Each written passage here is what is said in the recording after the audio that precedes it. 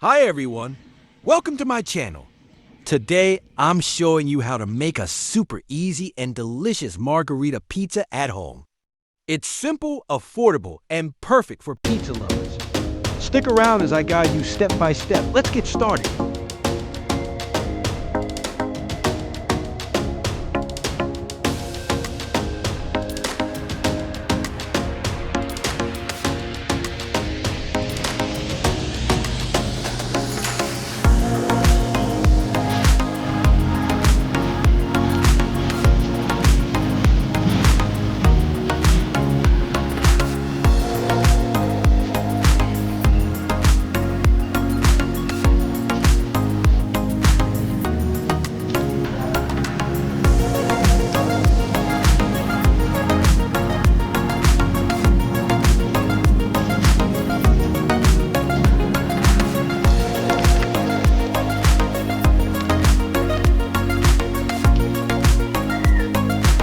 First, gather all the ingredients you'll need.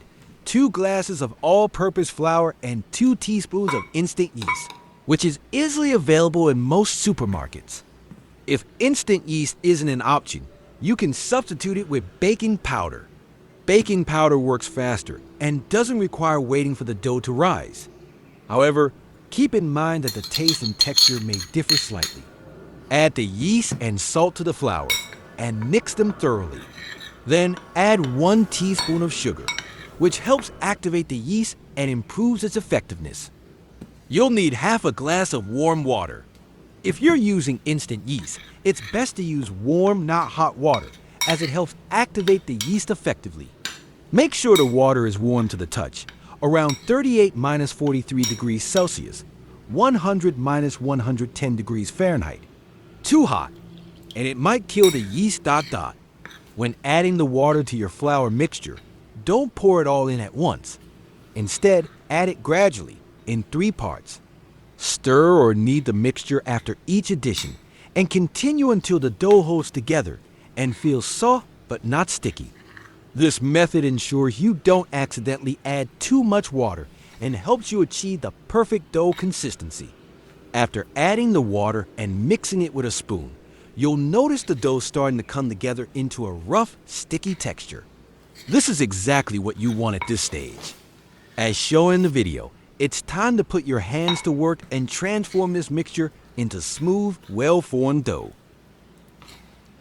Using your hands, begin kneading the dough to develop its texture and elasticity. Be patient. Kneading is the most crucial part of making any type of dough. It takes time and effort, but the results will be worth it. Knead the dough until it becomes soft, pliable, and slightly tacky, but not sticky. This process helps to activate the gluten, giving the dough its structure and ensuring the best possible texture for your pizza. Important note: before starting to knead with your hands, make sure to wash them thoroughly with soap and warm water. Clean hands are a must when working with food. Alternatively, if you prefer, you can wear gloves to keep things tidy and hygienic. Many people find gloves convenient for handling dough. Take your time and enjoy the process. This step lays the foundation for a great homemade pizza. After you've mixed and kneaded the dough for a few minutes, it's time to incorporate some fat to enhance the dough's texture and flavor.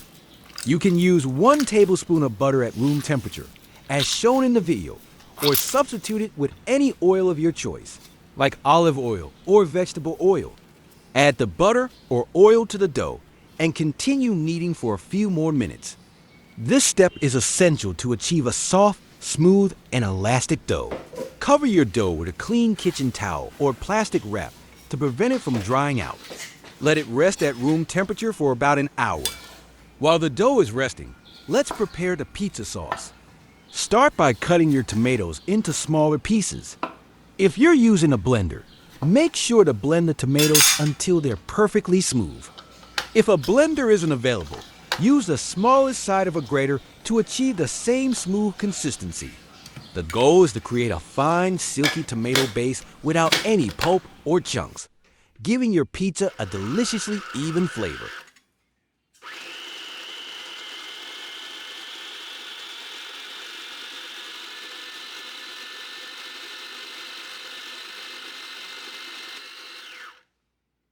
After blending or grating the tomatoes, heat a pan over medium flame. Once the pan is warm, pour in the tomato mixture. To make the sauce flavorful, add a drizzle of olive oil. This enhances the aroma and richness.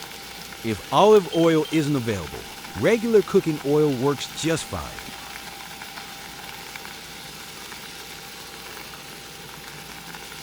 Next, season the sauce with a pinch of black pepper for a delightful aroma and subtle heat. Finally, add salt to taste, adjusting the amount based on your preference. Stir everything well to combine and allow the sauce to simmer gently. This step helps the flavors meld together beautifully. Mix everything thoroughly to ensure the flavors are well combined. Then, cover the pan with a lid and let the sauce cook on medium flame for about 3 minutes, or until the excess water from the tomatoes evaporates. Stir occasionally to prevent the sauce from sticking to the pan. Let's take a look at our dough after letting it rest for an hour. If it's doubled in size, that's a great sign. It means the yeast has worked its magic and the dough is ready to use. Gently press it with your fingers. You'll feel how soft and airy it is. If you tear it open slightly, you'll see the lovely, even texture inside. If your oven or air fryer is small, it's a good idea to divide your dough into 2 or even 3 parts, depending on the size of your equipment. Cutting the dough into portions allows you to create pizzas that fit perfectly and bake evenly. On the other hand, if you're working with a larger oven, you can keep the dough as a single piece to make a big family-sized pizza. Take each portion of dough and shape it into a smooth ball. This will make it easier to roll or press into your desired pizza base. After shaping, cover each portion with a clean kitchen towel or plastic wrap and let them rest for an additional 15 minutes. It's time to shape the dough into a perfect pizza base. You can either use a rolling pin or your hands, but if a roller isn't handy, don't worry, your hands will do just fine. Start by placing the dough on a clean, floured surface to prevent sticking. Gently press it outwards using your fingertips, working from the center towards the edges. Rotate the dough as you go to maintain a round shape. Using your hands gives you more control and adds a personal touch to the process. Plus, it's a fun and satisfying way to shape your pizza. Keep repeating this process, gently pressing and stretching the dough with your hands until you've achieved a nice even circle in the size you want for your pizza. Make sure the thickness is consistent across the base, as this helps it cook evenly. If you prefer a thinner crust, press the dough out a bit more. For a thicker crust, leave it slightly smaller and thicker.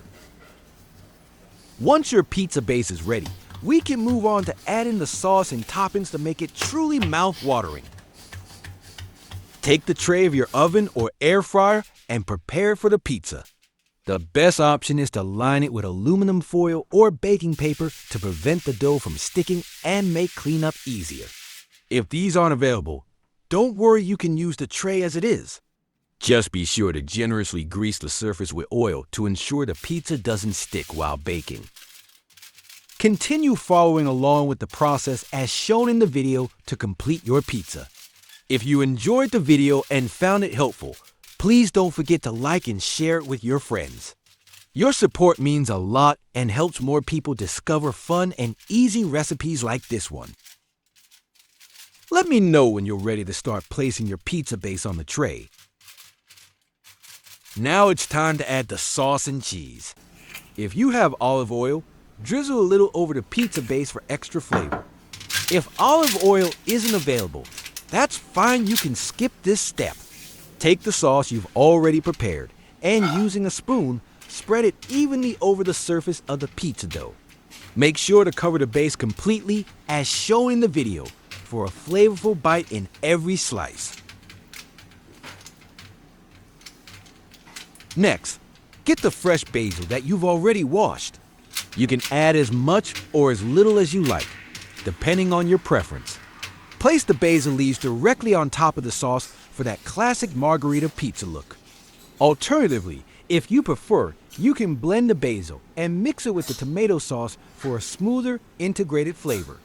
Once the sauce and basil are in place, let me know, and we can move on to the cheese and final touches.